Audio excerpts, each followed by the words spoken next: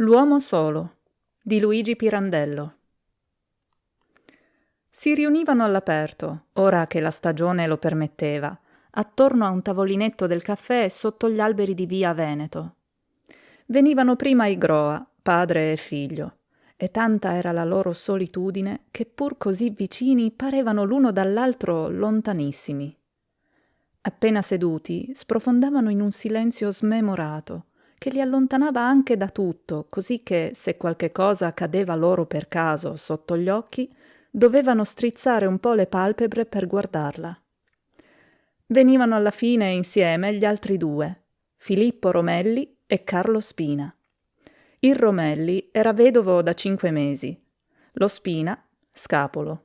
Mariano Groa era diviso dalla moglie da circa 1 anno e s'era tenuto con sé l'unico figliuolo, Torellino, già studente di liceo, smilzo, tutto naso, dai lividi occhietti infossati e un po' loschi. Là attorno al tavolino, dopo i saluti, raramente scambiavano tra loro qualche parola.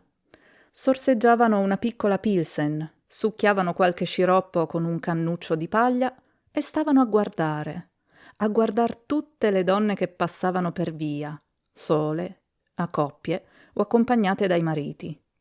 Spose, giovinette, giovani madri coi loro bambini, e quelle che scendevano dalla tranvia dirette a Villa Borghese, e quelle che ne tornavano in carrozza, e le forestiere che entravano al grande albergo di rimpetto o ne uscivano a piedi in automobile. Non staccavano gli occhi da una che per attaccarli subito a un'altra, e la seguivano con lo sguardo, studiandone ogni mossa o fissandone qualche tratto, il seno, i fianchi, la gola, le rosee braccia trasparenti dai merletti delle maniche.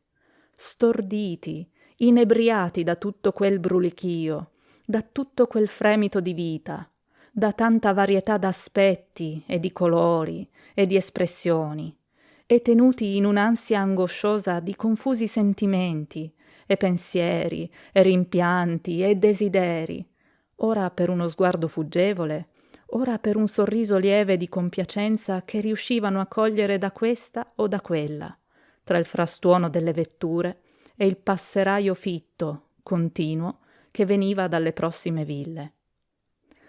Sentivano tutti e 4, ciascuno a suo modo, il bisogno cocente della donna, di quel bene che nella vita può dar solo la donna, che tante di quelle donne già davano col loro amore, con la loro presenza, con le loro cure e forse senza esserne ricompensate a dovere dagli uomini ingrati. Appena questo dubbio sorgeva in essi per l'aria triste di qualcuna, i loro sguardi s'affrettavano a esprimere un intenso accoramento, o una acerba condanna, o una pietosa adorazione. E quelle giovinette? Chissà com'eran disposte e pronte a dar la gioia del loro corpo. E dovevano invece sciuparsi in un'attesa forse vana, tra finte ritrosie in pubblico e chissà che smanie in segreto. Ciascuno, con quel quadro fascinoso davanti, pensando alla propria casa senza donna, vuota, squallida, muta, compreso da una profonda amarezza, sospirava. Filippo Romelli, il vedovo, piccolino di statura, pulito, in quel suo abito nero da lutto ancora senza una grinza, preciso in tutti i lineamenti fini, domettino bello vezzeggiato dalla moglie, si recava tutte le domeniche al Camposanto a portar fiori alla sua morta, e più degli altri due sentiva l'orrore della propria casa attufata dai ricordi, dove ogni oggetto, nell'ombra e nel silenzio, pareva stesse ancora ad aspettare colei che non vi poteva più far ritorno, colei che lo accoglieva ogni volta con tanta festa e lo curava e lo lisciava e gli ripeteva con gli occhi ridenti come e quanto fosse contenta d'esser sua. In tutte le donne che vedeva passare per via, lui badava ora a sorprender la grazia di qualche mossa che gli richiamasse viva l'immagine della sua donna, non com'era ultimamente, ma qual era stata un tempo, quando gli aveva dato quella tal gioia che quest'altra ora gli ridestava pungente nella memoria. e subito serrava le labbra per l'impeto della commozione che gli saliva amara alla gola e socchiudeva un po' gli occhi come fanno al vento gli uccelli abbandonati su un ramo. Anche nella sua donna, negli ultimi tempi, aveva amato il ricordo delle gioie passate, che non potevano più ormai esser per lui. Nessuna donna più lo avrebbe amato, ora, per se stesso. Aveva già quasi 50 anni. Ah, per lui la sorte era stata veramente crudele. Vedersi strappare la compagna in quel punto, alla soglia della vecchiaia, quando ne aveva più bisogno, quando anche l'amore, sempre irrequieto nella gioventù, cominciava a pregiar soltanto la tranquillità del nido fedele. E ecco che ora gli toccava risentire l'irrequietezza di esso, fuori tempo, e perciò ridicola e disperata. Allo Spina, amico suo indivisibile da tanti anni, aveva detto più volte: «Verità sacrosanta, amico mio, l'uomo non può essere tranquillo se non s'è assicurate 3 cose: il pane, la casa, l'amore. Donne tu ne trovi adesso. Ti posso anche ammettere che quanto a questo tu stai meglio di me, per ora. Ma la gioventù, caro, è assai più breve della vecchiaia. Lo scapolo gode in gioventù, ma poi soffre in vecchiaia. L'ammogliato, al contrario, ha più tempo di goder l'ammogliato, dunque, come vedi». Sì, signori, bella risposta gli aveva dato la sorte. Lo Spina, ora, vecchio scapolo, cominciava a soffrire del vuoto della sua vita, in una camera d'affitto, tra mobili volgari, neppur suoi. Ma almeno poteva dire d'aver goduto a suo modo in gioventù e d'aver voluto lui che fosse così sola e senza conforto di cure amiche e senza abitudine d'affetti la sua vecchiaia. Ma lui. Eppure, forse più crudele della sua era la sorte di Mariano Groa. Bastava guardarlo, poveretto, per comprenderlo. Lui, Romelli, pur così sconsolato com'era, trovava tuttavia in sé la forza di pulirsi, d'aggiustarsi, perfino d'insegarsi ancora i baffettini grigi, mentre quel povero Groa, eccolo là, panciuto, sciamannato, con una grinta da can mastino con gli occhiali, ispido di una barba non rifatta chissà da quanti giorni, e con la giacca senza bottoni, il colletto spiegazzato, giallo di sudore, la cravatta sudicia, annodata di traverso. Guardava le donne con occhiacci feroci, quasi le volesse mangiare. E ogni tanto, fissandone qualcuna, ansimava come se gli si stringesse il naso. Si scoteva facendo scricchiolar la sedia e si metteva in un'altra positura non meno truce, col pomo del bastone sotto il mento affondato nella pappagorgia lustra di sudore. Sapeva da tant'anni che la moglie, vezzosa donnettina dal nasino ritto, 2 fossette impertinenti alle guance e occhietti vivi vivi da furetto, lo tradiva. Alla fine, un brutto giorno, era stato costretto ad accorgersene e s'era diviso da lei legalmente. Ma lei non aveva più voluto saperne, contenta delle 200 lire al mese che egli le passava per mezzo del figliuolo, il quale andava a visitarla ogni 2 giorni. Il pover'uomo era divorato dalla brama di riaverla. La amava ancora come un pazzo e senza lei non poteva più stare, non aveva più requie. Spesso il figliuolo, che gli dormiva accanto, sentendolo piangere o gemere con la faccia affondata nel guanciale, si levava su un gomito e cercava di confortarlo amorosamente. «Papà, papà!» Ma spesso anche Torellino si seccava a vederlo smaniare così, e nei giorni che doveva recarsi a visitare la madre, sbuffava ogni qualvolta egli si metteva a suggerirgli tutto quello che avrebbe desiderato le dicesse per intenerirla, lo stato in cui si trovava, così, senza cure, alla sua età, la sua disperazione, il suo pianto, e che non poteva dormire e che non sapeva più reggere, né come fare. Era un tormento per Torellino, e anche una vergogna che lo sconcertava tutto e lo faceva sudar freddo. tanto più che poi quelle ambasciate non servivano a nulla perché già più volte la madre, irremovibile, gli aveva fatto rispondere che non ne voleva nemmeno sentir parlare. E che altro tormento ogni qualvolta ritornava da quelle visite. Il padre lo aspettava a piè della scala, ansante, la faccia infiammata e gli occhi acuti e spasimosi, lustri di lagrime. Subito, appena lo vedeva, lo assaliva di domande. «Com'è? Com'è? Che t'ha detto? Come l'hai trovata?» E a ogni risposta arricciava il naso, chiudeva gli occhi, divaricava le labbra, come se ricevesse pugnalate. «Ah sì? Tranquilla? Non dice niente? Ah, dice che sta bene così? E tu? Tu che le hai detto?» «Niente io, papà». «Ah, niente, è vero?» E si mordeva le mani dalla rabbia. Poi prorompeva: sì, seguitate, seguitate, è comodo. Seguita così tu pure, caro. Sfido, che vi manca? C'è il bue qua che lavora per voi. Seguitate, seguitate senza nessuna considerazione per me. Ma non lo capisci, per Dio, che io non posso più vivere così, che ho bisogno d'aiuto, che io così muoio, non lo capisci? Non lo capisci? Ma che ci posso fare io, papà? Si scrollava Torellino alla fine, esasperato. Niente, niente, seguita, riprendeva lui ingozzando le lagrime.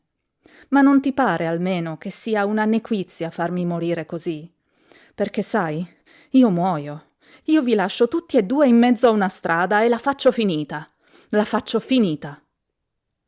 Si pentiva subito di queste sfuriate e compensava con carezze, con regali al figliuolo.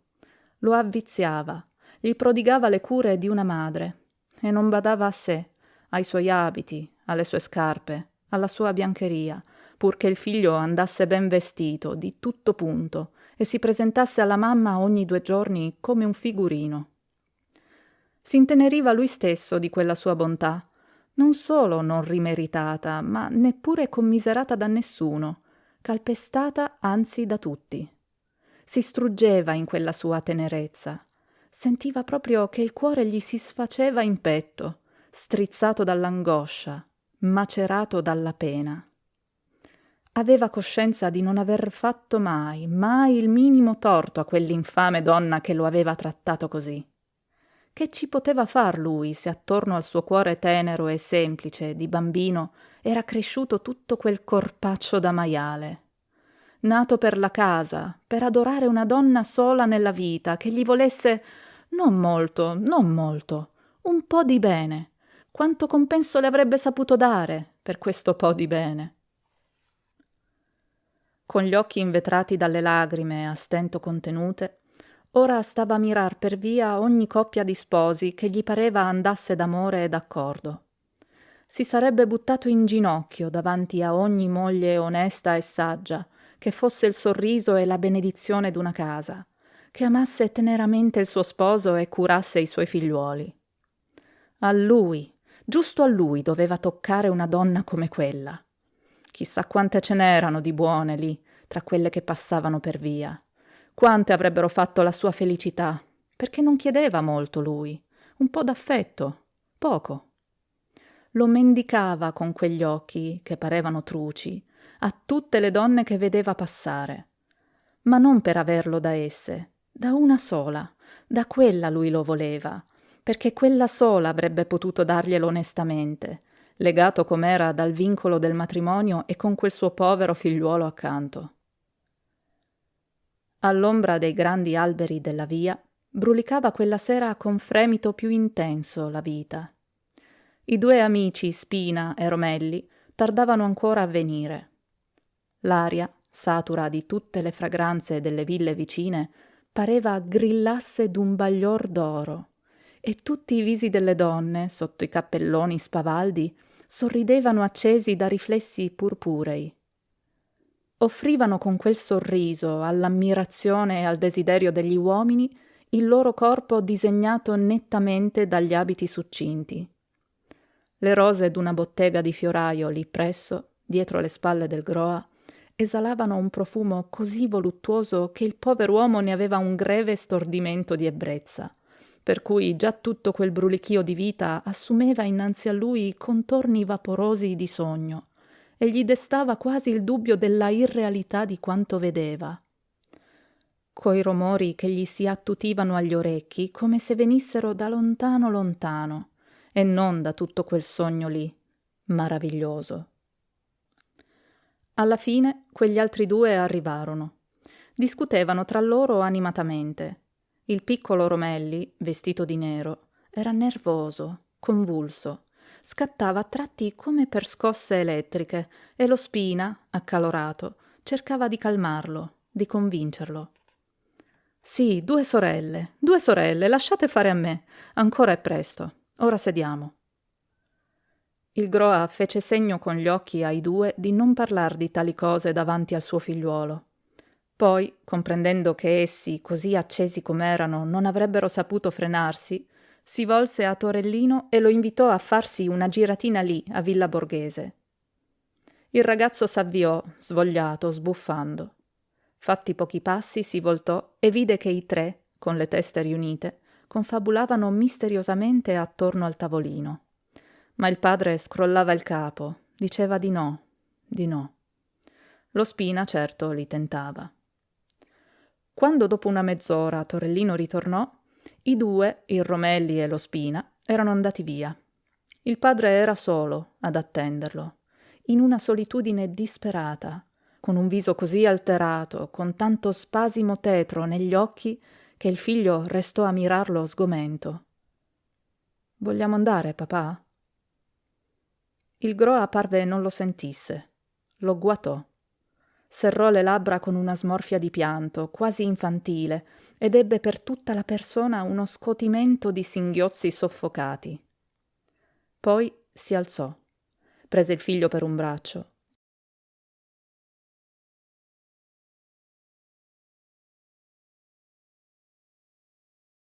Glielo strinse con tutta la forza, come se volesse comunicargli con quella stretta qualcosa che non poteva o non sapeva dire.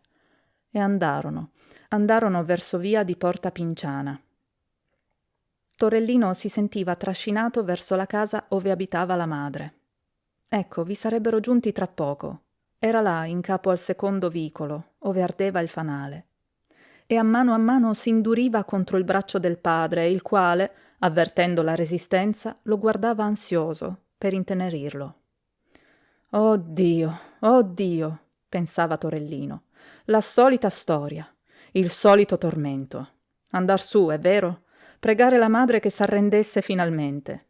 Sentirsi dire di no ancora una volta? No. E risoluto, davanti al vicolo, sotto il fanale, si impuntò e disse al padre: «No, sai, papà, io non salgo, io non ci vado». Il Groa guardò il figlio con occhi atroci. «No?» fremette. «No?» E lo respinse da sé, piano, senza aggiungere altro. Lasciato lì, quieto, in mezzo alla via deserta, Torellino, dapprima un po' stordito, ebbe a un tratto l'impressione che il padre si fosse per sempre staccato da lui, quasi balzando d'improvviso laggiù, lontano, e che per sempre si perdesse confuso, estraneo tra i tanti estranei che andavano per quella via in discesa. Allora si mosse a seguirlo da lontano, costernato. Lo seguì senza farsi scorgere giù per capo le case, giù per via Due Macelli, per via Condotti, per via Fontanella di Borghese, per piazza Nicosia. Sboccando in via di Tordinona, si fermò. Venivano fuori da un vicoletto buio il Romelli e lo Spina, e il padre s'univa ad essi. Il Romelli aveva sugli occhi un fazzoletto listato di nero e singhiozzava. Tutti e tre andavano ad appoggiarsi alla spalletta del lungotevere. «Ma stupido, perché?» gridava lo Spina, scotendo per un braccio il Romelli. «Tanto carina, tanto graziosa!» E il Romelli, tra i singhiozzi: «Impossibile, impossibile! Tu non puoi comprendere. Il pudore, la santità della casa!» Lo Spina allora si volgeva al padre. Nella chiara sera di maggio, presso le acque del fiume che pareva ritenessero ancora la luce del giorno sparito, si distinguevano con precisione tutti i gesti e anche i tratti del volto di quei 3 uomini agitati. Lo Spina voleva ora convincere il padre del torto del Romelli, che seguitava ad asciugarsi il volto in disparte. Il padre stava a guardar lo Spina con occhi sbarrati, feroci. All'improvviso lo afferrava per il bavero della giacca, gli dava un poderoso scrollone e lo mandava a schizzar lontano. Poi, balzando sul parapetto dell'argine, gridava con le braccia levate, enorme. «Ecco, si fa così!» E giù, nel fiume. Un tonfo. 2 gridi e un terzo grido, da lontano, più acuto, del figlio che non poteva accorrere, con le gambe quasi stroncate dal terrore.